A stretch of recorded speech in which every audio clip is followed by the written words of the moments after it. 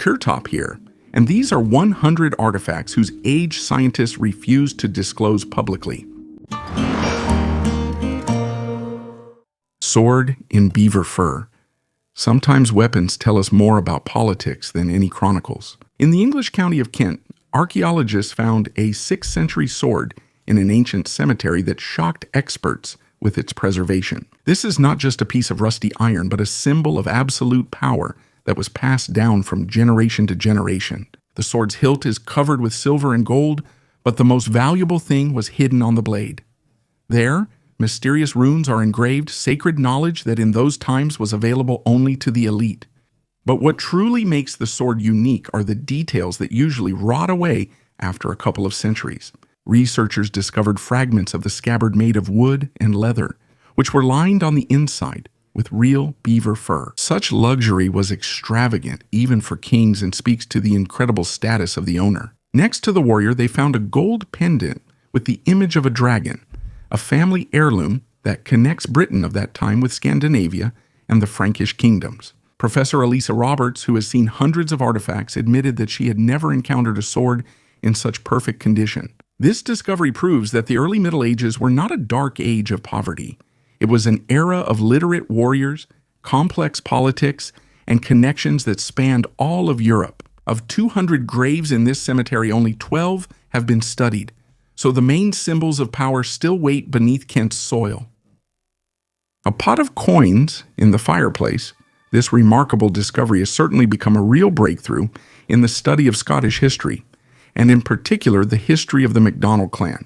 The coins not only served as a means of payment in that era, but were also a symbol of the wealth and status of their owner. Researchers cannot say with certainty that the treasure belonged to Alistair Ruad MacLean MacDonald, but a large amount of evidence suggests this. The tragic story of the massacre in Glencoe is one of the darkest chapters in Scottish history, and these coins may be one of the last pieces of evidence of that terrible tragedy. The treasure found in the summer house speaks to the importance and status of its owner. The remains of expensive ceramics and other luxury items testify to the high social status and prosperity of the inhabitants of this house. These artifacts present a unique opportunity to see the everyday life of the nobility of that time, allowing researchers to understand how clan leaders and their closest circle lived and what they did.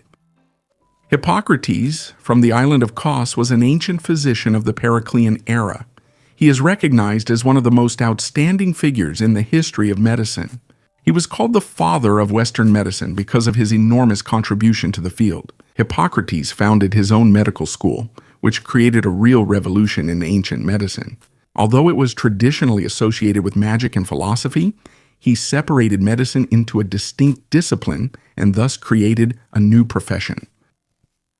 Stone Age bag.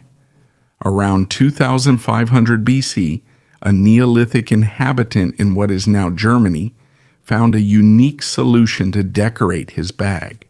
During excavations near Leipzig in 2012, archaeologists discovered more than 100 dog teeth carefully arranged in a grave, which suggested that they decorated the flap of a bag.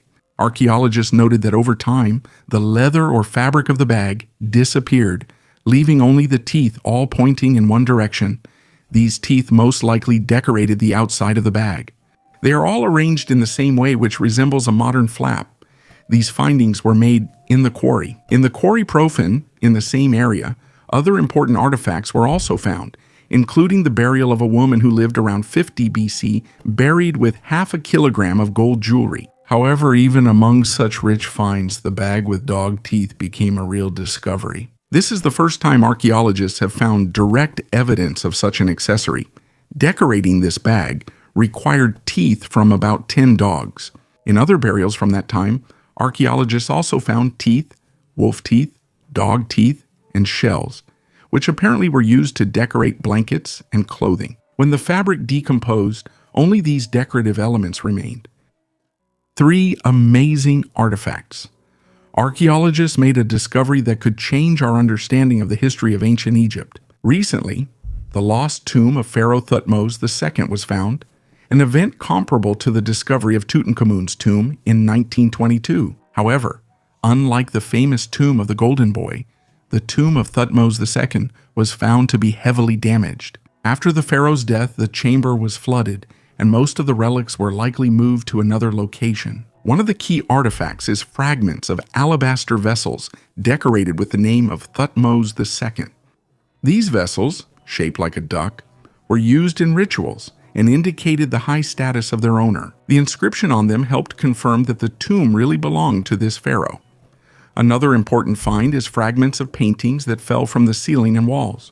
Researchers discovered that the ceiling was once painted blue and covered with stars, while the walls were decorated with texts from the Book of Amduat, an ancient Egyptian text describing the journey of the sun, god Ra, in the afterlife. These images appeared only in the tombs of pharaohs and court nobles. Another artifact found was a wooden rod, which could have been part of a spear or a ceremonial fan used to fan the pharaoh. An inscription of the king's title on the shaft further confirms the tomb belonged to Thutmose II. Herodotus was an ancient historian. He was born in the city of Halicarnassus, Korea, and lived in the 5th century BC. He was called the father of history because he was the first historian who systematized materials, checked their accuracy as much as possible, and put them into well-structured and vivid narratives. The Histories is his masterpiece and his only known work. It is a record of the inquiries through which Herodotus investigated the origins of the Greco-Persian Wars and gathered geographical and ethnographic data. Although his stories were not always completely accurate, he claimed that he only conveyed what he had been told. Little is known about his biography, only a few contradictory and peculiar facts from ancient records. Anglo-Saxon sword from the 6th century.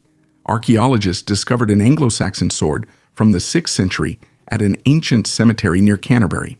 The find is exceptionally well preserved and resembles the legendary weapon from the Sutton Hoo burial. The sword is decorated with gilded silver patterns and runic symbols run along the blade. A key feature of the weapon is the pommel ring, which scholars believe may symbolize loyalty to the king or nobility. Along with the sword, remnants of a wooden scabbard covered with beaver fur have been preserved. In addition to the sword, a gold amulet depicting a serpent or dragon was found in the burial. Such ornaments usually belonged to noble women or were passed down as keepsakes, family heirlooms. Excavations show a clear distinction between male and female burials. In men's graves, weapons and armor predominate, while in women's graves, brooches, buckles, and jewelry are more common. There are also artifacts of Scandinavian and French origin among the finds, indicating the cultural connections of the Anglo-Saxons. So far, 12 graves have been studied, and there are still about 200 burials ahead, which may contain equally valuable finds. The treasure that became a sensation, a chance discovery centuries later, turned into a real sensation. The Alfred jewel languished in the treasury for a long time and quite undeservedly, but after hundreds of years, justice finally prevailed. The small piece of jewelry was found in the 17th century in North Petherton. It wasn't in carved boxes, but in an ordinary field. For a quarter of a century, Alfred's jewel was owned by Colonel Nathaniel Palmer, who bequeathed it to Oxford University. It is still kept in the Ashmolean Museum, and it is considered the most valuable exhibit. The relic could have gathered dust in the collection for a long time if one day scientists hadn't taken a closer look at it.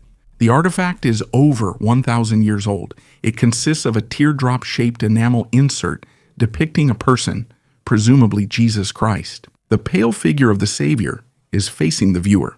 The face is partially covered by a lock of golden hair. In his hands, we see some plants with long stems. The enamel plate in a gold setting rests on a base made of precious metal. On top, it is covered with transparent quartz. Interestingly, Alfred's jewel has also inspired many modern authors. For example, the famous writer Tolkien worked for a long time at Oxford University as a professor of Anglo-Saxon language. Some of the heroes' amulets in The Lord of the Rings and The Hobbit were modeled after this jewel. People turned out to be smarter than we thought. Archaeologists discovered 27 bone tools that are 1.5 million years old in Tanzania. These findings prove that ancient people mastered the production of bone tools about 1 million years earlier than previously thought. Scientists believe that bone processing for making tools began about 500,000 years ago. However, new findings show that even then, ancient people used a technique similar to stone processing. By chipping off small pieces, they shape the bones as needed. Research has shown that these tools were made from the bones of large animals, elephants, hippos, and ancient bulls. This suggests that people consciously chose durable material for their tools. The transition from working with stone to bone became an important intellectual leap in human history. Ancient people didn't just copy familiar techniques, but also adapted them to new materials, which indicates the development of thinking and cognitive abilities. The sword in the stone. Everyone knows the legend of the sword in the stone, a fairy tale, a myth, a symbol of power. But in Italy, there is a place where this myth physically exists. In a Tuscan chapel in Montesiepi, a real iron sword has been stuck in the stone for 800 years. It's not a replica or a decoration, but a real blade from the 12th century. It is associated with a knight who suddenly renounced violence and plunged his sword into the rock as a sign of giving up his former life. For a long time, it was believed to be a fake made for pilgrims, until metal analysis showed that the blade is truly medieval, and radar detected a cavity under the stone, possibly a burial site. The strangest thing is something else. The story of King Arthur and the sword in the stone appeared only after this Italian legend. And now the question is being asked more and more often. What if it wasn't the myth that created the artifact, but the artifact that created the myth? Glacial copper. Once, on the banks of the Ontonagon River in Michigan, there was a boulder that local tribes described as a piece of pure copper the size of a house. In the 17th century, people spoke of it as a legend until hunters saw the boulder with their own eyes. Huge, smooth, as if it had been specially forged by someone in ancient times. Later, it became clear this was no myth. This is one of the largest copper nuggets ever found by humans. Its weight was estimated differently, from 1 to 10 tons. The actual weight turned out to be about 1,680 kilograms. But the main thing is not the number, but its origin.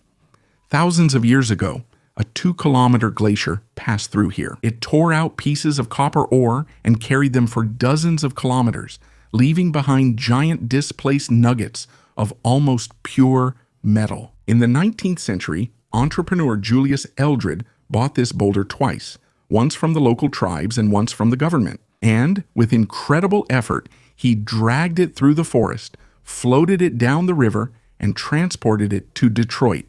Later, the government bought the boulder back from him, paying 4 times as much. Today, the Ontonagon nugget is kept in the National Museum of Natural History, but the region has seen even larger finds. A few years ago, a giant weighing 28 tons was discovered in the forest. Archimedes of Syracuse was a Greek mathematician, physicist, engineer, inventor, and astronomer. Although little is known about his life, he is remembered as a leading scientist of the classical period of antiquity. His physics achievements include discovering hydrostatics, statics, and explaining the lever principle. He is credited with creating innovative mechanisms, including a perpetual motion machine and a screw pump. Modern research has proven that the machines invented by Archimedes are capable of lifting sunken ships from underwater and setting a vessel on fire using concave mirrors. Archimedes was also the greatest mathematician of ancient times and even of all history. He used the method of successive illuminations to calculate the area under a parabola by summing infinite series and gave an astonishingly accurate value for the number p. He discovered the formula for calculating the volume of a surface of revolution. But Archimedes' mathematical works, unlike his inventions, were little known during antiquity. They were read and quoted by the mathematicians of Alexandria, but their complete description, compiled by Isidore of Miletus, appeared only in the year 530. Also, in the 6th century, Eutychius wrote a commentary on Archimedes' works, which gained popularity among readers. Several copies of Archimedes' manuscripts survived the Middle Ages and became sources of inspiration for scholars of the Renaissance. A stone marking the boundaries of an ancient city. In Rome, during the restoration of the mausoleum of Augustus, a rare stone was discovered marking the sacred boundary of Rome, dating back to the reign of Emperor Claudius. At the same time, the stone was still fixed in the ground at the site of the family tomb, where the remains of Claudius himself were buried. Archaeologists have already stated the exceptional importance of this discovery, since only 10 such stones have been found in Rome, and it's been a long time since the last one was discovered. According to legend, the Pomerium was the city boundary laid out by Romulus on April 21, 753 BC. On the birthday of Rome, it was a furrow plowed according to complex religious Etruscan rituals. It was a sacred place dedicated to the gods, the protectors of the city, and held great importance for protecting the city from supernatural threats. Later, a wall was built along the border of the Pomerium. The Pomerium itself was not a wall, but it clearly marked the boundary of the city, within which special rules applied, separating it from the outside territory. For example, it was forbidden to live or engage in agriculture here. No foreign ruler could cross this boundary. Armed citizens were also prohibited from entering. The only exception was for victorious generals, who could enter in full regalia during a triumph and offer sacrifices to the gods. As for the stone that was found, it bears an inscription with the relevant justification. The empire expanded thanks to Claudius's conquest of Britain. Therefore, he had the right to expand the sacred boundaries of the city, and that's exactly what he did. The stone has certain dimensions. Only part of the inscription has survived on it. But since there are other similar stones with exactly the same text engraved on them, the missing part can be easily determined. The full inscription on Claudius's stones read, Tiberius Claudius, son of Drusus, Caesar, Augustus Germanicus, Pontifex Maximus, vested with tribunician power for the 9th time, proclaimed emperor 16 times, consul for the 4th time. With the loss of territory, the Roman city's boundaries increased and were defined over time, but in this case, only part of the last lines has survived. The secret of survival in the icy hell. We are used to thinking of ancient people as primitive, but 12,000 years ago in the caves of Oregon, problems were being solved that today only engineers could handle. Archaeologists found fragments of clothing made from moose leather there. This is the oldest specialized clothing in history, and its existence is the main reason why our species survived at all. Modern humans became the only ones who dared to live permanently above the 45th parallel. This is a zone of extreme cold where biodiversity is almost zero. In such conditions, clothing is not an accessory, but a survival technology. Scientists have proven that in an icy climate, complex form-fitting clothing is more important than food. You can survive without calories for weeks, but you die from the cold in a matter of hours. The choice of material in Oregon was perfect. Small game was used for traps, but clothing was made strictly from moose. Its hide is thicker and has phenomenal thermal insulation. Researchers found not only scraps of fur in the caves, but also fragments of ropes, complex trigger mechanisms for catching rabbits, and tools made from different types of wood. It was a real industry. People were not just surviving. They were creating systems that allowed them to dominate where other species perished. But while some were battling the cold, others in France were revolutionizing art. In the Chauvet cave, an image of a bear was found that is 32,000 years old. Its technique is astonishing. Lines. It's pure minimalism. To give the animal volume, the artist used shading, smudging the pigment with fingers or a piece of hide. With just a few strokes, a powerful lifelike predator appears before us. These two discoveries, the skin fragments and the Chauvet drawing, reveal two facets of our past. On one hand, precise calculation and advanced sewing technology allowed us to conquer the North. On the other hand, the birth of the human spirit when a hunter, between battles for survival, found time to create a world-class masterpiece. The oldest Christian church. Archaeologists have discovered the remains of an Armenian church almost 2,000 years old, making it one of the oldest in the world and the oldest on the territory of Armenia. The University of Münster in Germany, which collaborated with the Armenian Academy of Sciences during the excavations, called this discovery sensational evidence of early Christianity in Armenia. The church was found during excavations in Artashat, which was once a thriving metropolis and the capital of the ancient Armenian kingdom. Experts believe that the church was built in the 4th century AD at the same time as the Echmiadzin Cathedral, the first Armenian church, which is considered the oldest in the world. The discovered building is the oldest archaeologically confirmed church on the territory of Armenia. It is the first known octagonal church in Armenia. Similar structures are found on the eastern coast of the Mediterranean Sea and are also dated to the 4th century. The church resembled early Christian memorial buildings. Its diameter was about 30 meters. The floor was made of a mixture of sand and cement, and the walls were made of terracotta, probably brought from Greece or Italy. Scientists also discovered traces of wooden platforms, which made it possible to accurately date the structure using radiocarbon analysis.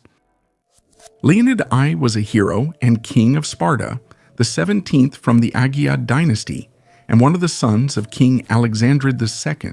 According to mythology, he was a descendant of Heracles and possessed the strength and courage of the latter. Leonid I is remembered for the leadership he showed at the Battle of Thermopylae. His story survives through Herodotus's works. This character is also mentioned in the story of the 300 Spartans and 700 Thespians, who defended the Thermopylae Pass against a 2 million strong Persian army for 3 days. By the way, modern historians dispute the number of Spartans mentioned by Herodotus. Ancient cosmetics. A remarkable discovery was recently made in the depths of Turkish Anatolia. Archaeologists found remains of ancient cosmetics and various ornaments dating back more than 2,000 years. Apparently, this place was once a market where the main goods were cosmetics and accessories for women. What is especially interesting is that most of the finds apparently were never even used, which indicates their commercial purpose. Among the discovered items are perfume bottles and makeup pigments, mostly pink and red, reflecting the fashion trends of ancient Rome. Archaeologists have reported the discovery of previously unknown cosmetic products, which may be blush or eyeshadow, similar to modern ones. In addition, shells intended for storing cosmetics were found. A real Indiana Jones discovery. Archaeologists made an amazing find beneath one of Jordan's largest tourist attractions. 12 completely preserved skeletons were found in a tomb beneath a famous structure in Petra, known as the Treasury. This place became famous thanks to the movie Indiana Jones and the Last Crusade. The Treasury, which is believed to be a mausoleum, was carved by the Nabatean people about 2,000 years ago. Petra was the capital of the Nabatean kingdom, and its majestic structures carved from pink stone still capture the imagination. This discovery will help us learn more about the ancient Nabateans. Many other tombs in Petra contained only fragments of human remains, but in this tomb, 12 complete skeletons were found. This important find will allow us to study the rituals related to the life and death of the Nabateans, as well as their way of life based on the analysis of teeth and bones.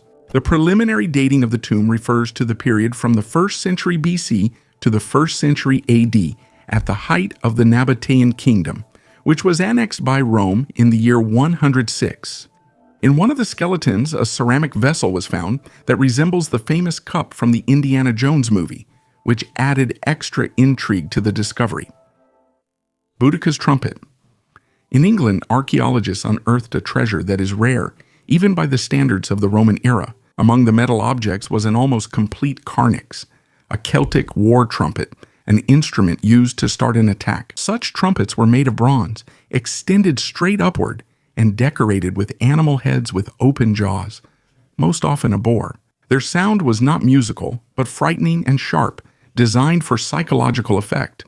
Only 3 such finds are known in Britain, and just a handful across all of Europe. This carnix dates back to the 1st century AD and was found precisely in the region where the Iceni tribe, led by Queen Boudicca, rose up against Rome. Along with the horn, the hoard contained shield bosses, a military standard, and other pieces of weaponry, which indicates a military context rather than a random burial. The Romans often took carnixes as trophies and melted them down, which is why so few of these instruments have survived. The horn was extracted from the ground as a single block and examined with tomography before being disassembled in the lab. This discovery shows that ancient wars used not just force and numbers, but also sound, fear, and power displays, long before the concept of psychological pressure on the battlefield. Noah's Ark found.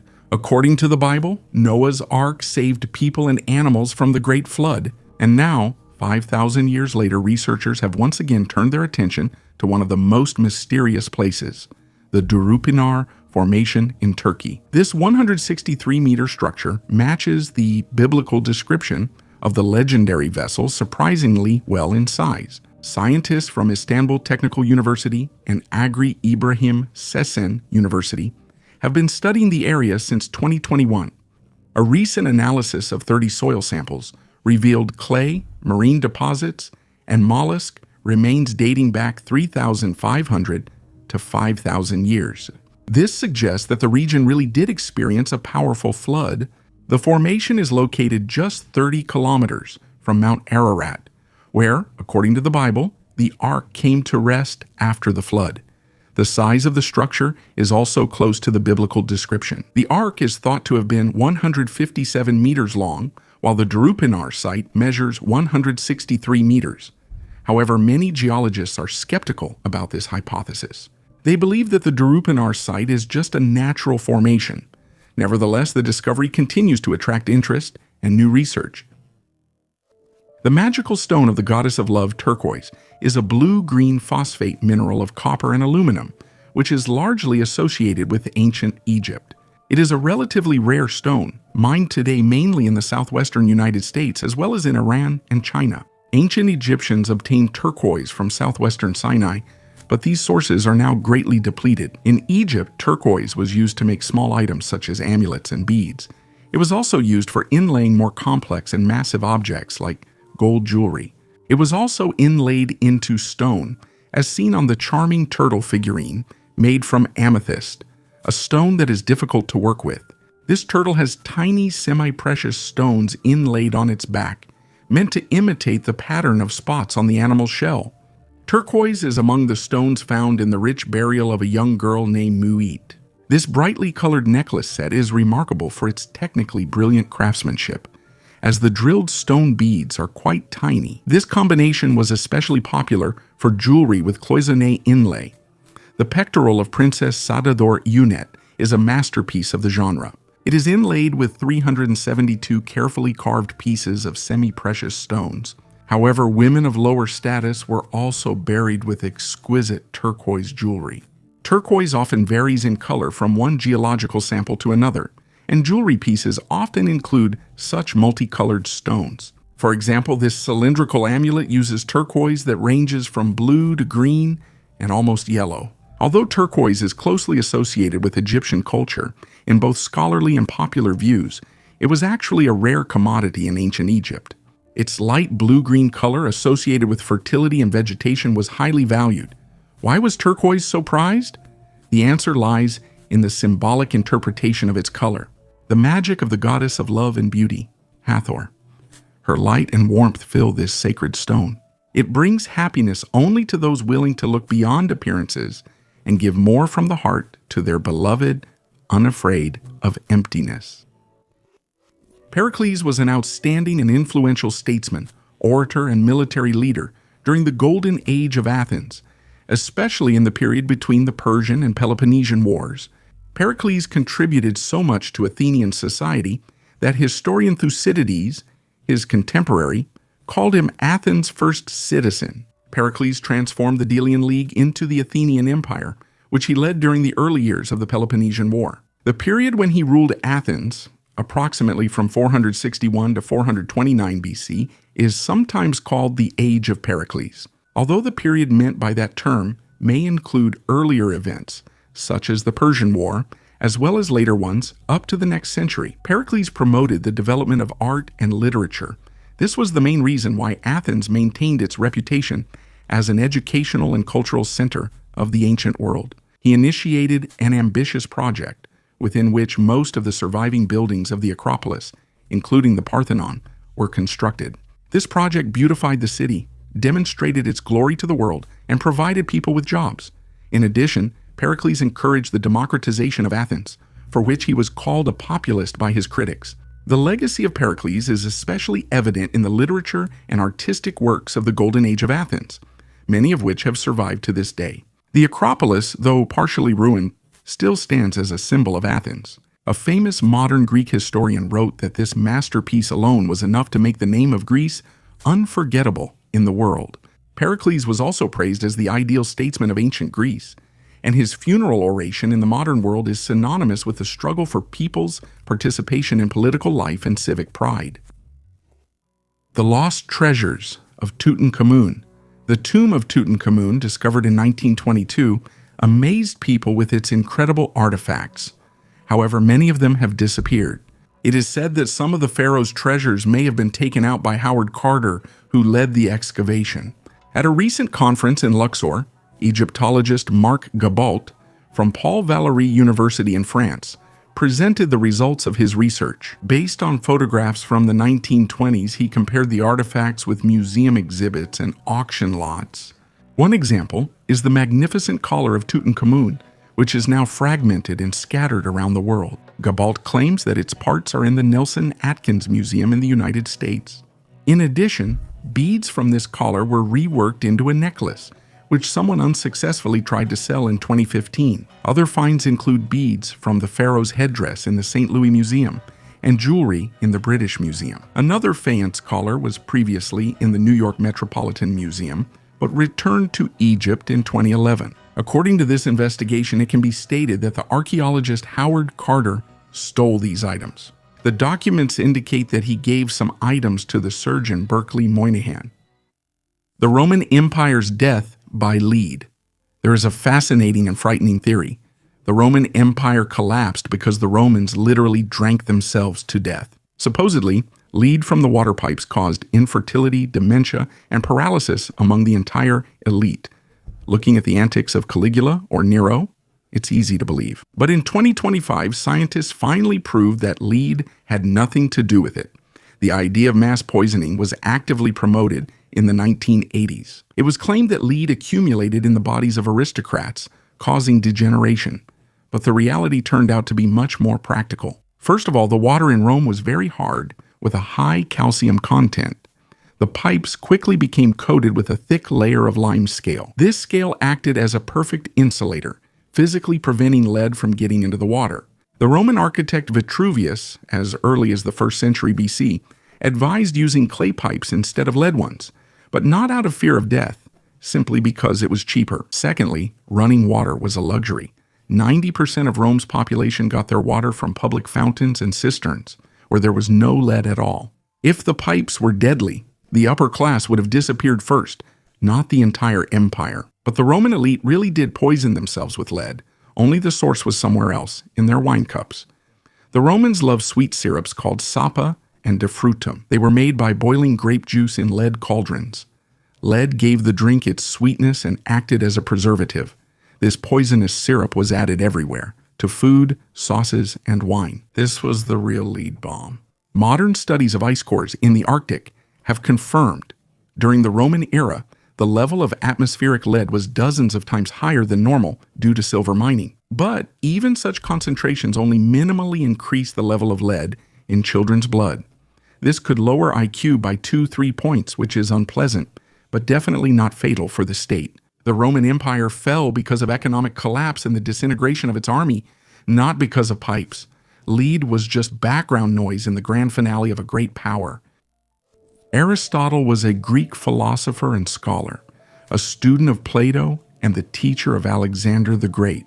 His works cover a wide range of fields, including physics, metaphysics, poetics, theater, music, logic, rhetoric, linguistics, politics, state governance, ethics, biology, and zoology. Together with Plato and Socrates, Aristotle is one of the founders of Western philosophy. His works were the first attempt to create a comprehensive philosophical system in the West that would combine morality and aesthetics, logic and science, politics, and metaphysics. Aristotle's views in the field of natural sciences formed the basis of medieval scholasticism. Their influence can also be traced in the philosophy of the Renaissance, although ultimately they were displaced by Newton's physics. In zoology, some results of his research were recognized up until the 19th century.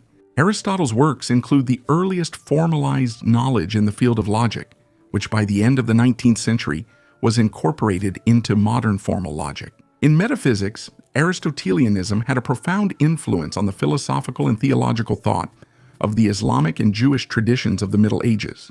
Later, it manifested itself in Christian theology, especially in the scholastic teachings of the Catholic Church. Aristotle's ethics have always been important, but attracted special interest with the emergence of a strategy of personal morality in government. All aspects of Aristotle's philosophy continue to be actively studied. Although he wrote many elegant treatises and dialogues, Cicero compared his literary style to a river. It is believed that the main part of his works was irretrievably lost, and no more than a third of his writings have survived to this day. An extremely rare golden cup, at least 3,000 years old, and several hundred bronze items were discovered during the construction of a railway near Ebrechtsdorf in Austria. Excavations here began in September 2019, and over the past 2 years, a whole range of interesting artifacts related to ancient healing have been discovered. The cup, decorated with solar patterns, was made from a very thin sheet of metal consisting of 90% gold and 10% silver and copper, and has a diameter of 20 centimeters and a height of 5 centimeters. The decoration used the repoussé technique, hammering the sheets reversed to create a raised pattern on the front. On the side of the cup, there are consecutive rows of circles, diamonds, and dots. The bottom of the cup is decorated with sun rays. In addition to the cup itself, 4 other valuable items were found inside it: 2 bracelets made of spiral wire and 2 bundles of organic material wrapped in gold wire. The material was either leather or fabric, stitched with gold thread. According to researchers, it could have been a decorative scarf worn during religious ceremonies in honor of the sun. This cup is the first of its kind found in Austria, and the second one east of the Alps. Previously, vessels of this type, of which there are no more than 30, were found mainly in Germany and Scandinavia, with single examples also discovered in Spain, France, and Switzerland. Since the beginning of the excavations, archaeologists have found about 500 bronze artifacts here, including pins, daggers, knives, as well as various ceramic clay vessels, shells, and animal bones. The settlement was discovered in the area of present-day Ebrechtsdorf and was occupied by a society belonging to the Urnfield culture, dating back to the Middle and Late Bronze Age. The population led a sedentary lifestyle and was engaged in agriculture and animal husbandry, especially sheep farming. This settlement dates back to around 1300 BC. Funerary bread of ancient Egypt. In the foundation offering of Hatshepsut's tomb, archaeologists discovered bread that had lain there for about 3,500 years. These items date back to the New Kingdom era and were placed in the foundation as part of the ritual that accompanied the construction of the sacred space. In ancient Egypt, such offerings included food, vessels, and tools, which were sealed into the buildings at the foundation level, connecting them with the gods and with the fate of the deceased. Bread symbolized provision, order, and continuous existence. It was not intended for consumption and was not considered a food supply. Its shape and structure were preserved thanks to isolation and the dry climate. Analysis revealed coarsely ground grain and impurities, which are characteristic of bread made for ritual purposes. Millennia-old sandals. In Granada, in the south of Spain, archaeologists made amazing discoveries. The ancient sandals and baskets have been dated to the Mesolithic era. The sandals are estimated to be 6,200 years old, while the basket has been dated to an impressive 9,500 years. The age of the baskets came as a surprise to archaeologists. Previously, basket weaving was thought to be a Neolithic technology, but now it has become clear that this skill was mastered by hunter-gatherers much earlier. The mysterious harpy. The Queen of the Night relief, created around 1800 BC, is one of the most mysterious artifacts in Mesopotamia. Also known as the Burney relief, it depicts a winged goddess with bird claws instead of feet, standing on the backs of 2 lions. On either side of her are owls, symbolizing power over the darkness of night and the spirit world.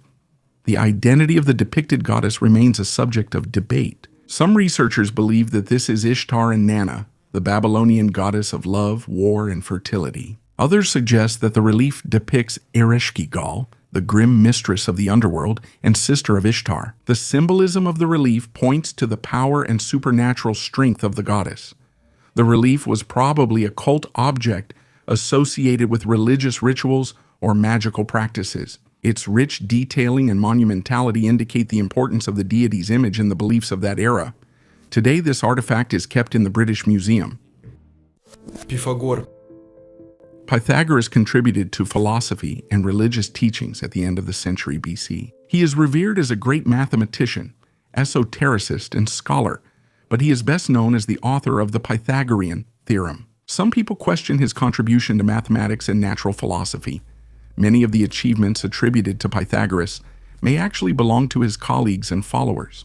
However, it is unknown whether his followers believed or did not believe that everything is related to mathematics, and that numbers are the foundation of existence. It is said that Pythagoras was the first person to call himself a philosopher, or a lover of wisdom. The ideas of Pythagoreanism appeared in the works of Plato, and through him spread throughout all of Western philosophy. The treasure of the legendary princess Zubaydah. The archaeological mission of the Department of Archaeology of the Emirate of Sharjah discovered a hoard of rare Islamic silver coins dating back to the period of the Abbasid dynasty. The coins were found in an ancient clay jug. Experts have already identified the discovered coins. Among them was a very rare silver dirham of Zubaydah al-Wahi. 762-831 AD. She was an Arab princess from the Abbasid dynasty, the beloved wife of one of the most powerful caliphs, Harun al-Rashid, and queen during the reign of her son, Caliph Muhammad al-Amin. Legends were made about Zubaydah's wealth. For example, one of them says that Zubaydah spent up to 37 million dirhams on various events, donations, and simply giving money to the poor. As reported by the head of the excavations, Dr. Sabah Abu Jassim, the discovery confirms the assumption of the early presence of the Abbasid dynasty in this region. He also noted that the jug in which the coins were found was made in a style characteristic of the Abbasid era. A 7,800-year-old figurine. In the west of Turkey's Izmir province at the Ulukak tumulus, archaeologists made an impressive discovery. They managed to find a clay statuette of a female figure that is about 7,800 years old. Professor Aslan Shevik, who leads these excavations, emphasized the significance of this site as the first settlement of farmers in the region. This mound is one of the oldest settlements in western Anatolia. Archaeologists have discovered artifacts here that are 8,850 years old. For many generations, people lived here, building villages one after another. One of the most impressive artifacts was a clay figurine of a woman found during recent excavations. Researchers had previously found such figurines, but many of them were broken. This is the third figurine found in perfect condition. There is a theory that these figurines represent images of gods, but some of them were found in a dump, which makes this theory less likely. It is possible that the figurines were used in various rituals related to important life events, such as the birth of a child or harvest in the region. Today, Japan attracts people from all over the world, but it wasn't always like this. For 10,000 years, the Japanese archipelago remained isolated until the first migrants from the continent began to arrive. This was confirmed by genetic analysis of the remains of a person from the Yayoi period. The Japanese population has a dual origin, but the details of this mixing remained unclear for a long time.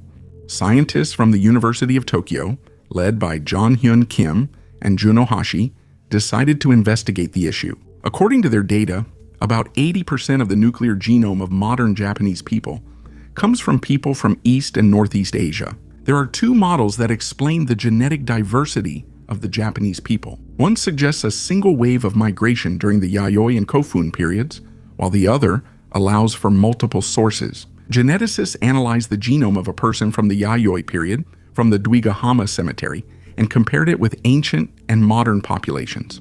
It turned out that people from the Yayoi and Kofun periods are genetically closer to Koreans than to modern Japanese. This confirmed the hypothesis of a single source of migration from the Korean peninsula.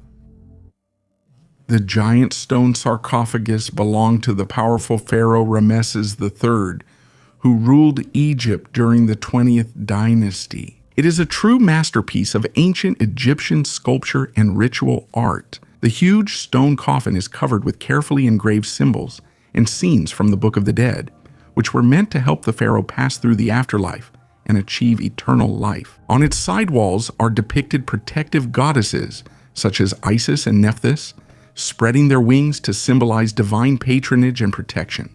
The hieroglyphic inscriptions tell about the deeds of Ramses III and his connections with the gods.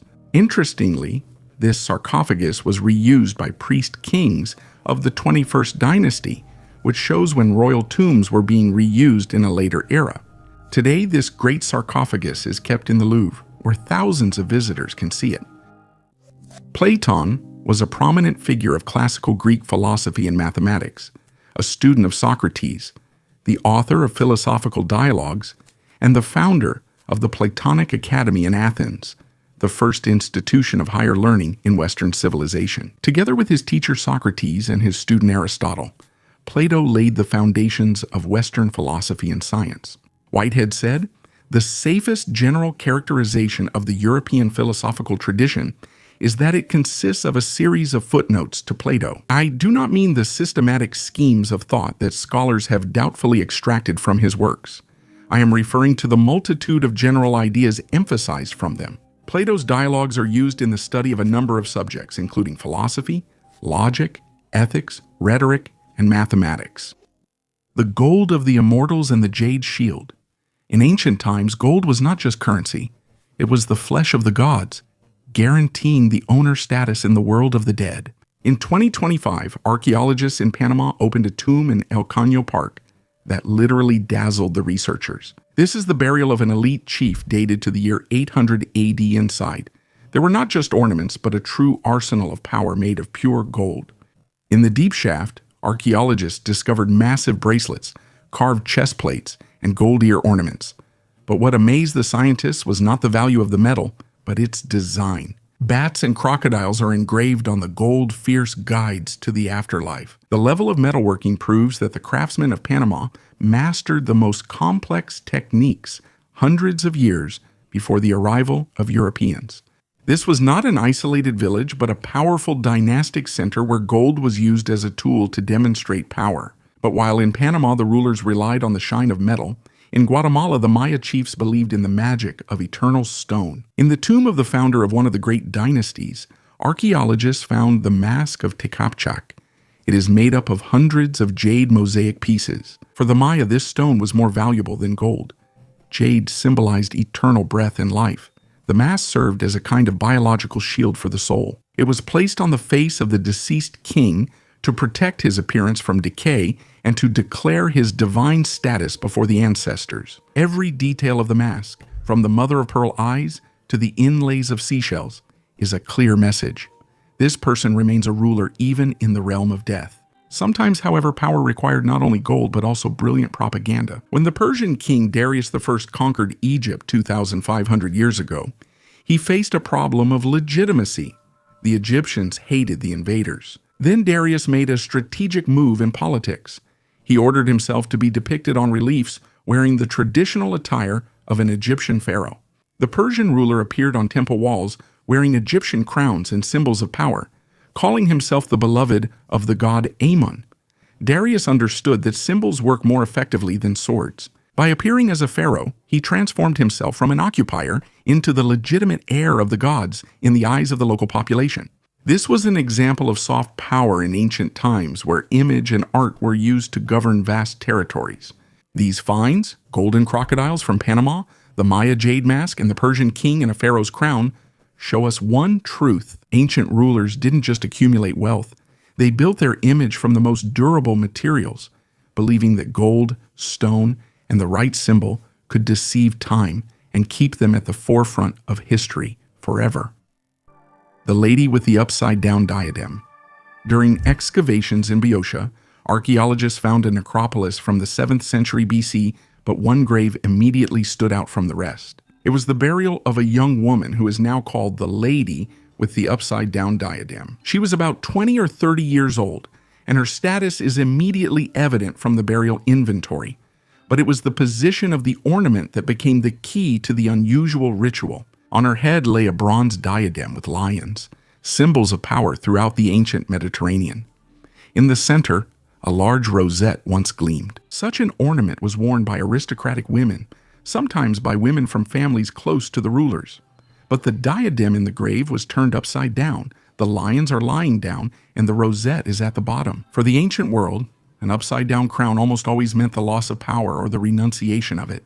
Archaeologists believe that the woman might have belonged to a family whose political power was fading at a time when hereditary rule was becoming a thing of the past, giving way to aristocracy and new forms of governance.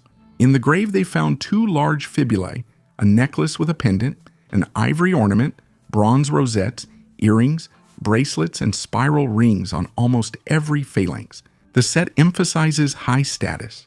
Nearby was the burial of a young girl with a similar diadem, which indicates they were related. The oldest child of Thailand. In the Tem Din cave in Thailand, archaeologists made an incredible discovery. They found the remains of a child who lived about 29,000 years ago. This discovery became the oldest human burial in the country and opens up a completely new chapter in the history of ancient Thailand. Excavations in the cave began back in 2020, but only recently were they able to discover a fully preserved skeleton of a child buried in a special ritual pose. The arms and legs are tightly pressed to the body, which indicates the use of bandages or ropes. Traces of a fire were found nearby. Ancient people would light a fire during the burial ritual, probably believing in its purifying power. Interestingly, archaeologists found ancient rock paintings, animal bones, and stone tools near the burial site. This suggests that the cave was an important place not only for burials, but also for the lives of primitive people for thousands of years. The earliest cultural traditions of ancient Southeast Asia may have started here. Homer. In the Western classical tradition, the great epic poet of Greece, Homer, the author of the Iliad and the Odyssey, is especially revered. These epics formed the foundation of the Western literary canon and had a tremendous influence on the entire history of literature. Homer's epic poems play a defining role in the development of Greek culture, and Homer himself is called the teacher of all Greece. The Iliad and the Odyssey tell us a lot about the values of the ancient Greeks. Their heroes embody honor, courage, and eloquence, like Achilles and the warriors. For almost 3,000 years, Homer's epic poems have inspired writers and artists all over the world. The Ring of Fidelity. During the excavations near the Danube in what is now Bulgaria, archaeologists unearthed a gold ring that seems too personal for an archive and too alive for a display case. It is dated to the late 2nd or early 3rd century AD. This is a Roman ring of marital fidelity, an item that accompanied marriage not in a symbolic sense, but in a legal and social one. An engraving of a couple is carved on the oval plate. The image is simple without pomp, but it conveys the idea of union as a fact. 2 people fixed in metal. The plate itself is soldered to the rim. There are parallel grooves on the sides. The technique is typical for high-quality Roman jewelry. Such rings were more often worn by women. In Rome, it was a sign of status, a confirmation of legal marriage and belonging to a family. Sometimes such rings also served as personal seals, meaning they were objects used to literally leave their mark on everyday life. The location adds a sense of scale. We're talking about the ancient city of Bononia, which grew from a military fort and became an important point on the trade routes along the Danube. Nearby are items from different eras, including a Byzantine lead seal from the early 11th century. This territory saw frequent changes in power and borders, with the river serving as a road, a marketplace, and a source of danger all at once. The first vending machine. The city of Alexandria in Egypt was a true gem of the Hellenistic era, a center of science, culture, and innovation. It was there that the Mouseion, the first prototype of a university in history, was located, as well as the famous Library of Alexandria, which preserved knowledge from all over the ancient world. In this city, in the 1st century AD, the outstanding scientist and inventor Heron of Alexandria lived and worked. His contribution to science and technology was truly immense. He worked in mathematics, optics, hydrostatics, and also created prototypes of such inventions as the theodolite, odometer, and even a steam turbine powered by jet propulsion. However, one of his inventions is especially interesting in the context of everyday life. Heron created the world's first vending machine. This mechanism stood at the temple entrance and dispensed holy water for drinking and washing hands. The operating principle was simple.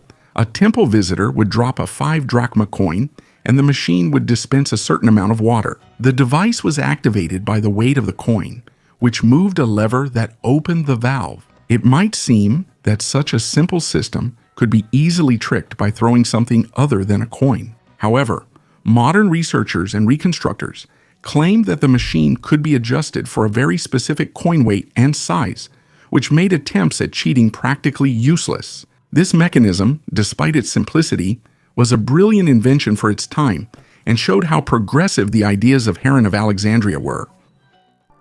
Remains of a human over 1 million years old. Archaeologists discovered unique remains of an ancient human who lived about 1,400,000 years ago in the Spanish cave of Cima del Elefante. The discovered skull fragment is the oldest ever found in Western Europe and represents a previously unknown human species to science. The discovered part of the face, nicknamed Pink by scientists after the band Pink Floyd, preserved the left cheek and upper jaw with teeth. According to experts, this ancient human was very different from the later inhabitants of the region, known as Homo antecessor. For example, there was a flatter nose shape, more reminiscent of Homo erectus, the first species to leave Africa, about 1,800,000 years ago. At that time, the climate of Europe was much milder, and the valleys in the Cima del Elefante area were covered with dense forest and inhabited by hippos, bison, and deer. A buried Ferrari. In the backyard of an ordinary house in Los Angeles under a layer of earth, they found not a treasure of gold coins, not an ancient tool, and not the remains of old equipment, but an almost new Ferrari Dino 246 GTS. The car was buried at a depth of just a few dozen centimeters, carefully wrapped in plastic, and all the openings were stuffed with towels, as if they intended to preserve it, not to hide it. Detectives expected to find corpses or drugs inside, but the interior was empty, only traces of time and perfectly preserved parts of the sports car. A check of the number showed the Ferrari was stolen 3 years ago. The owner received the insurance payout, and the case was closed. But why would anyone bury such a car? Later, one of the detectives admitted there were no children who accidentally found the car. An informant told them where to dig, hoping to cut a deal. The investigation showed the car thieves were supposed to sink the car in the ocean, but they liked it so much that they decided to hide it and come back later. But as we already know, they never came back.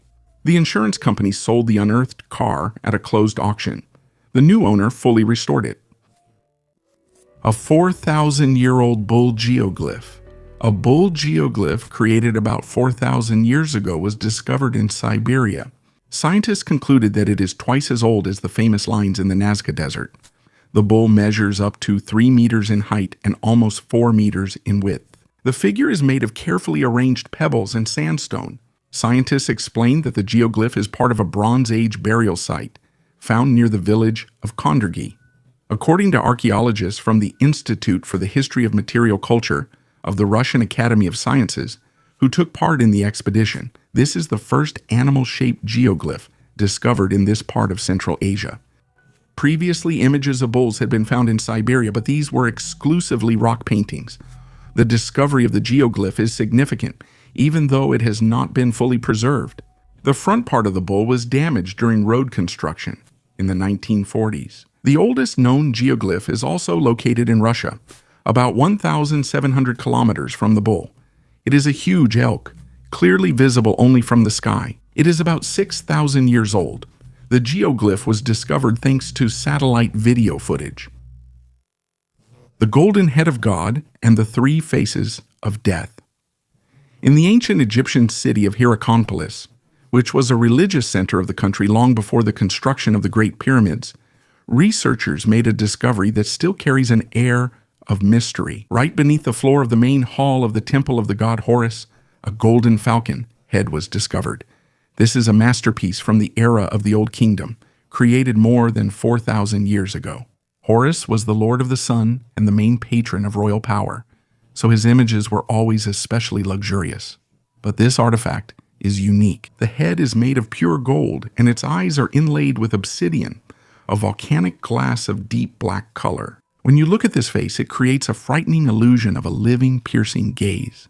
The obsidian reflects light in such a way that it seems as if the deity is watching you from the depths of the ages. Scientists believe that the head was hidden under the temple floor during a ritual renewal of the sanctuary or at a time of serious danger. Today, this golden falcon is kept in the Cairo Museum, remaining one of the few surviving images of gods made from precious metals of that era. This physically represents the belief that gods are present in their temples, overseeing order in the human world. But while the Egyptians sought to capture divine majesty, in ancient Mexico, art served to explain the harsh and inevitable realities of life. Archaeologists discovered a unique terracotta work by the Aztecs there, dated to around 1300 BC. These are three faces nested within each other, symbolizing the endless cycle of human existence. The message of this sculpture is striking in its philosophy. A toothless old man, depicted in two halves, seems to enclose the face of a young man at the very center, and the entire composition is framed by the frozen visage of a deceased person. For the Aztecs, death was not the end of the journey or a tragedy. It was seen as another phase, necessary for the eternal renewal of the world. Old age gives way to youth, and death keeps watch over this cycle, closing the circle. These two finds, the golden falcon from Egypt and the three clay faces from Mexico, show how differently our ancestors saw eternity. For some, it was in the unshakable gold of a divine gaze. For others, in the endless change of masks between life and death. But both of these artifacts were created with one purpose: to make us reflect on our place in this grand spectacle of history. The Aztec death whistle is mainly found in what is now the territory of Mexico. During excavations in Mexico in the late 1990s, parts of Aztec whistles shaped like skulls were discovered. According to scientists, these whistles were used in rituals dedicated to the god Quetzalcoatl. Modern technology such as 3D printers have allowed specialists to recreate this unique item. And according to experts, its sound resembles a creepy howl that combines the noise of the wind and the moans of many souls. There are several hypotheses regarding the purpose of this instrument. One theory suggests that the whistle helped the souls of the deceased pass into the world of the dead. The second suggests its use as protection against evil spirits in the grave. Finally, the third theory sees it as a psychological tool on the battlefield, destroying the enemy's morale. It should be noted that the shape of the whistle reproduces the anatomical structure of the larynx. An interesting point: the terrifying sound is perceived as even scarier when you can't see where it's coming from. Socrates was an Athenian philosopher and a representative of the classical period. He is considered one of the founders of Western philosophy. Socrates is a mysterious figure, mainly known through the accounts of classical writers from later periods, especially his students Plato and Xenophon, as well as the plays of his contemporary Aristophanes. Many claim that Plato's dialogues are the most comprehensive works about Socrates and his ideas that have survived to this day. Judging by the depiction of Socrates in Plato's dialogues, he became famous for his contributions to the field of ethics. This is the Platonic Socrates, who gave his name to the concept of Socratic irony and the Socratic method. The latter is still a tool often used in a wide range of discussions. Also, the Socratic method is one of the types of pedagogy, the essence of which is as follows. A series of questions is asked, but their goal is not only to get specific individual answers, but also to penetrate into the essence of the subject being studied. The Platonic Socrates also made a fundamental contribution to the fields of epistemology and logic. Moreover, the influence of his ideas and the essence of his approach formed the basis of most subsequent branches of Western philosophy. One of the recent commentators believes that Plato is an idealist and presents him as an idol, a dominant figure in philosophy, a holy prophet of the sun god, a teacher condemned for his teachings as a heretic. Crown. The oldest crown discovered to date was found as part of a hoard on the Shmara Hill in 1961 in the Judean desert near the Dead Sea. This amazing hoard included more than 400 items dating back to the Copper Age. The crown, made of blackened copper, has a diameter of about 18 centimeters, and its upper edge is decorated with 5 figurines. Among them are 2 long-necked birds, presumably vultures, stylized doors or gates, as well as a T-shaped object that may symbolize a sword hilt. Along with the crown, the hoard included a scepter decorated with images of horned animals, a copper-woven basket, and numerous ceramic vessels and bowls. Despite the majestic appearance of the crown, scientists do not believe it was worn by a ruler. Most likely it was used in ritual ceremonies or funeral rites. It remains a mystery how these treasures could have been stored in the cave for thousands of years, and this crown can be considered the first crown in the form familiar to us. The Ocean Ghost. At the end of November 1896, two boys were riding their bicycles along the beach of Anastasia Island when they suddenly saw something in the sand that made them drop their bikes. On the shore lay a carcass the size of a boat, shapeless, pale pink, as if it were made of rubber. No bones, no eyes, no head. Just a huge, dense mass of flesh that looked as if the ocean had washed ashore a creature from a nightmare. The local doctor, Dr. Webb, arrived at the scene the next morning and immediately realized it wasn't a whale. But what was it then? The carcass was elastic, heavy, and by his estimate weighed about 5 tons. He concluded they were seeing a giant unknown octopus. Later, the photos were sent to the university, and Professor Verrill, the leading expert on cephalopods, at first confirmed the guess. Then he went further and named the creature a new species, Octopus giganteus. The carcass was pulled from the water by 6 horses to prevent the waves from taking it. It became a local sensation. People came to see the Florida monster, as if it had stepped right out of the pages of maritime legends. But decades later, when the preserved tissue samples were studied under an electron microscope, everything fell apart. There was no giant octopus. The tissue was made up of pure collagen. It was whale skin, decomposed to a state where both shape and bones had disappeared. Today, scientists call such finds globsters, dense lumps of organic matter that the ocean washes ashore, turning an ordinary carcass into something resembling a mythical monster. The oldest surviving review is a Babylonian clay tablet from around 1750 BC. A certain Mr. Nani complains about the merchant Ea Nasir. The money was paid in silver, but the copper arrived late. The servant was treated rudely, and the alloy was the wrong quality. The servant refused the copper and paid for it, but the merchant vanished with Nani's money, leaving him with no copper or silver. The tablet was found in the ruins of one of the houses in the ancient city-state of Ur, along with several other similar complaints about Ea Nasir. Researchers concluded that this was either the merchant's own house, where he simply stored these negative reviews without paying any attention to them, or a court, or some kind of consumer protection office, where deceived buyers turned for help. Skeleton Lake. At the bottom of Rupkund Lake in the Indian Himalayas, hundreds of human skeletons have been discovered, which gave it the name Skeleton Lake. The age of these remains varies greatly, and it is still not exactly known how all these people died. It was previously assumed that they might have been victims of a single disaster, such as a powerful storm that took the lives of a large group of people. Recent studies have only made the mystery more complicated. Scientists conducted DNA analysis of 38 bodies that were found that the remains belonged to people from different eras, separated by thousands of years. These people arrived at the lake at different periods of time, which disproved the theory of a mass death of a single group. The research began 10 years ago, when geneticist Kumarasamy Tangaraj from the Indian Center for Cellular and Molecular Biology sequenced the mitochondrial DNA of 72 skeletons. Some had Indian ancestry, but some of the remains belonged to people with DNA characteristic of residents of Western Europe, particularly Crete and Greece. Interestingly, these finds also turned out to span a wide range of dates.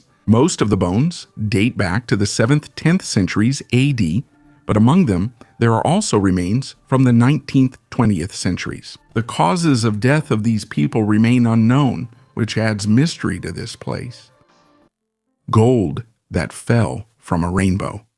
In a field near Leipzig, treasure hunter Daniel Fest was simply sweeping his metal detector along the edge of freshly plowed soil when the device gave a barely audible signal. He expected anything, a shell casing, a ring, some piece of machinery. But what landed in his palm was a tiny gold object weighing just 2 grams. After an examination, it became clear that this was a quarter stater, minted by the Celts about 2,200 years ago. It is the oldest gold coin ever found in Saxony. The obverse was decorated with the head of an animal resembling a deer, huge eyes, simplified antlers, and a rounded forehead. On the reverse, there was a torque with thickened ends, a star, and a central sphere. These motifs point to northern Bohemia, meaning the coin arrived in the region long before any Celtic authority appeared here. Such items were worn as a symbol of status, a talisman, or a store of wealth among the elite. And the very fact that the coin ended up so far from Celtic territories speaks of powerful trade connections that stretched across Central Europe long before Rome. And it has an almost fairy tale name. Coins of this shape are called rainbow cups. According to legend, they appeared where the rainbow touches the ground. Farmers found them in the fields after rain, believing that the gold had literally fallen from the sky. Shoes for eternal victory. Archaeologists often find items that were not made for life, but for triumph in another world. In 1922, Howard Carter discovered thousands of artifacts in Tutankhamun's tomb, but among dozens of pairs of shoes, one stood out as special. This is a pair of leather sandals dated to 1300 BC. Their size corresponds to a modern size 44. The value lies not in the size, but in the depiction on the insoles. The entire sole beneath the pharaoh's foot is adorned with images of bound captives. These figures represent the 9 bows, the traditional enemies of ancient Egypt. The sandals are made of wood, covered with veneer, leather, and gold foil. At the toes and heel, bows are depicted, symbols of hostile peoples.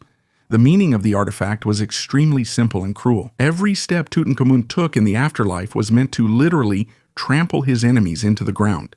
Even on the pharaoh's mummy, golden finger covers and sandals made of pure gold were found. This was a world where the ruler's power was confirmed not only by armies, but also by symbolic superiority that was meant to last forever. Alexander III of Macedon, also known as Alexander the Great, was the king of Macedonia, a state in the north of ancient Greece. He was born in Pella, Greece in 356 BC. Until the age of 16, Alexander was taught by Aristotle. By the age of 30, he had created one of the greatest empires of antiquity, which stretched from the Ionian Sea to the Himalayas. In battle, Alexander was invincible. He went down in history as one of the most successful military commanders. Alexander ascended the throne in 336 BC, succeeding his father Philip II of Macedon. After Philip's death, Alexander inherited a strong kingdom and a skilled army. He received the rank of general and used his authority to carry out his father's expansionist plans. In 334 BC, he invaded Asia Minor, which was then under Persian control. This struggle lasted for 10 years. The Persians were defeated in a series of decisive battles, the most famous of which are the Battle of Issus and the Battle of Gaugamela. Subsequently, he overthrew the Persian king Darius III and completely crushed the Persian state. From that time, Alexander's empire stretched from the Adriatic Sea to the Indus River. Aiming to reach the edge of the world in the Great Sea, he invaded India in 326 BC, but was forced to retreat at the request of his troops, who were tired of endless battles and refused to follow the king any further. Alexander died in Babylon in 323 BC without realizing a number of his plans. For example, he intended to conquer Arabia. After his death, a series of civil wars destroyed the empire he had created, and its parts came to be ruled by the Diadochi, the surviving generals and heirs. Alexander founded about 20 cities that were named after him. The most famous of them is Alexandria in Egypt. The settlement of Greek colonists and the subsequent spread of Greek culture to the east gave rise to a new Hellenistic civilization, elements of which could also be seen in the traditions of Byzantium. Alexander became a legendary figure, comparable to the classical hero Achilles, and took a prominent place in the history and mythology of Greek culture, as well as in the cultures of other countries. He became the standard by which military leaders around the world measured themselves, and military academies still teach tactics using his example. The oldest mineral on Earth. In 2001, a unique zircon crystal was discovered in Australia, which is recognized as the oldest mineral on Earth. Its age was an impressive 4.4 billion years, making it a witness to the earliest stages of our planet's formation. This tiny crystal gives scientists the opportunity to understand how the Earth cooled and formed during its first few billion years. Today, this rare artifact can be seen at the Geology Museum of the University of Wisconsin in Madison, USA. Zircon is interesting not only because of its age, but also because its resistance to destruction, allows it to preserve information about ancient processes, making it a true keeper of our planet's history. America was discovered 7,000 years earlier. The authors of a new study from the Bournemouth University in the United Kingdom have presented evidence indicating that the first peoples settled North America not 14,000, but at least 23,000 years ago. This date was determined based on the analysis of ancient human footprints and fossilized plants.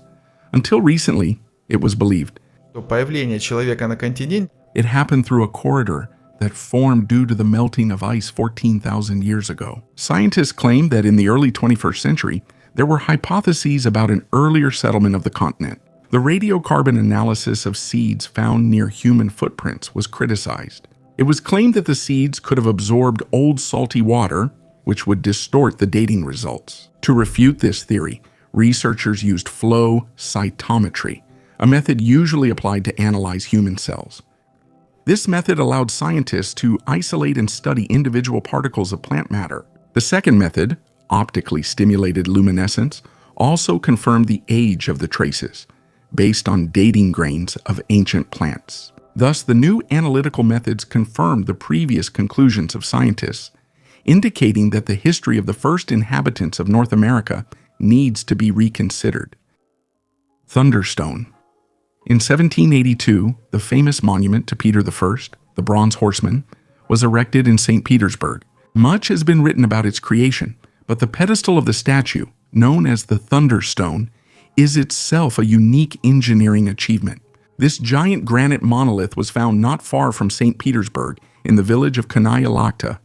Originally, it was 13 meters long, 8 meters high, and 6 meters wide.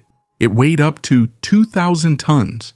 Transporting such a giant in the 18th century without cranes or excavators was an incredible challenge. It was decided to transport it in winter, using the frozen ground and ice. The stone was placed on wooden sledges, and copper balls were put underneath them, which rolled along specially prepared grooves. Hundreds of workers, using winches and ropes, moved it toward the Gulf of Finland. This stage alone took 4 months. Then the monolith was loaded onto a barge and delivered to Petersburg. However, during transportation and subsequent processing, it was significantly reduced in size. Out of 2,000 tons, only 1,200 remained. The Thunderstone is the largest monolith in history that was moved by hand. Even the ancient blocks of Baalbek remained in place. This granite giant became part of one of Russia's most recognizable monuments. The strange statues of Ain Ghazal. On the outskirts of Amman, on the hill of Ain Ghazal, archaeologists found something that still causes debate. Plaster statues about 9,000 years old.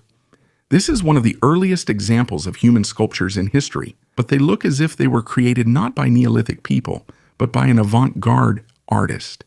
The statues are made of reeds, coated with plaster and painted. The eyes are made of bitumen, large, dark, and disproportionate. The faces are flat and elongated. Sometimes 2 heads are on one body. There are figures of men, women, and even children, but they all have the same expression, an almost hypnotic face. Scientists are puzzled by the fact that these statues were not made for display. They were carefully buried, placed in pits, and covered up. That means they were ritual objects, but exactly what kind is unclear. There are theories that these are images of ancestors, household guardians, or even attempts to recreate the deceased whose real skulls were buried separately and covered with plaster.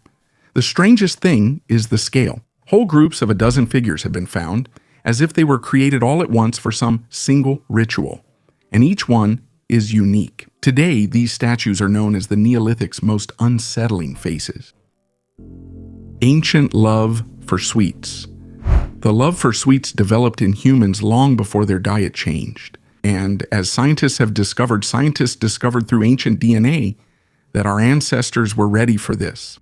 The AMY1 gene, which is responsible for breaking down complex carbohydrates, appeared much earlier than previously thought and may have played a key role in the development of civilization. The process of digestion begins in the oral cavity, where saliva contains amylase, an enzyme that turns starch into simple carbohydrates. It was previously believed that this enzyme appeared with the advent of agriculture, when bread and starchy foods became part of the human diet. However, A study by the University at Buffalo and the Jackson Laboratory in the United States showed that saliva and amylase existed more than 800,000 years ago, long before the advent of agriculture. A study of ancient genomes, including those of people who lived 45,000 years ago in Siberia, revealed that they already had between 4 and 8 copies of the AMY1 gene. This suggests that the mutation responsible for amylase synthesis appeared as a result of natural selection. Moreover, this gene was also present in Neanderthals and Denisovans, which confirms its ancient origin. The comparison also showed that in modern Europeans, especially among farmers over the last 4,000 years, the number of copies of this gene increased, which is related to changes in diet. A Maori ocean-going vessel. In New Zealand, one of the most important archaeological discoveries of recent decades has been made. Father and son, Wayne and Ben Dix, found the remains of an ancient ocean-going canoe on the coast of Chatham Island, Rikohu. At first, they didn't even realize what they had discovered, thinking it was just an old piece of wood. However, after the initial excavation, it became clear that it was a huge wooden vessel, which could be about 500 years old. Archaeologists have already extracted more than 400 fragments of the vessel from the ground, made from New Zealand trees such as pukatea, totara, and rimu. Experts believe that the find is related to the Moriori people, the indigenous inhabitants of Chatham Island. It is possible that this is the legendary Waka Ringihoa, mentioned in their ancient texts. The discovered canoe stands out not only for its size, but also for its unique construction, which testifies to the high skill of Moriori seafarers. Archaeologists believe that studying the Waka will help us better understand how the islands of the region were settled, the routes ancient peoples traveled, and how far the sea routes of the Maori and Moriori extended. An untouched tomb with ornaments. During excavations in the northern part of Budapest, archaeologists came across a stone sarcophagus that looked as if it had been sealed just yesterday. No signs of break-in or attempts at reuse, a rarity for the Roman Empire of the 4th century, where tombs were often opened and reused. Here, however, the lid was sealed so securely that no one doubted archaeologists were in for a surprise. Inside the sarcophagus lay the neatly arranged skeleton of a young woman. Nearby were glass vessels, delicate bronze figurines, a bone hairpin, an amber pendant, and about 140 coins. Even gold-threaded fabric remnants survived, an extremely rare case of ancient clothing lasting centuries. Archaeologists quickly realized this was the grave of an extraordinary person.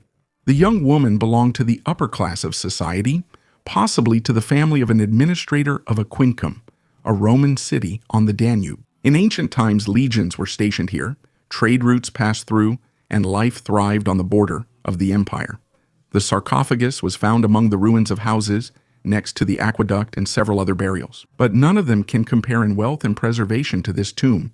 When clearing the bottom of the sarcophagus, specialists found a layer of dirt 4 centimeters thick. They sift it carefully because in such places miniature ornaments are often left behind: earrings, buckles, needles.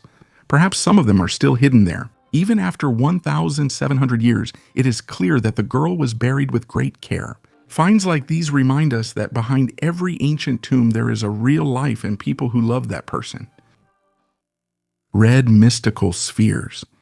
In the south of the Canadian province of Alberta, in the Red Rock Coulee area, dozens of stone spheres lie scattered across the steppe, far apart from each other. They look as if they were deliberately placed across the landscape. Some of them are more than 2.5 meters in diameter. Their weight is measured in tons, and their shape is close to a perfect circle. The surface is colored a rich reddish brown, which stands out especially against the light soil. These formations were created millions of years ago inside sedimentary rocks. Within the sandstone, cement made of minerals dissolved in underground water gradually built up around a solid core. Over time, the soft rock was eroded by wind and precipitation, while the dense cores emerged on the surface. The iron in the minerals oxidized and gave the stones their distinctive color.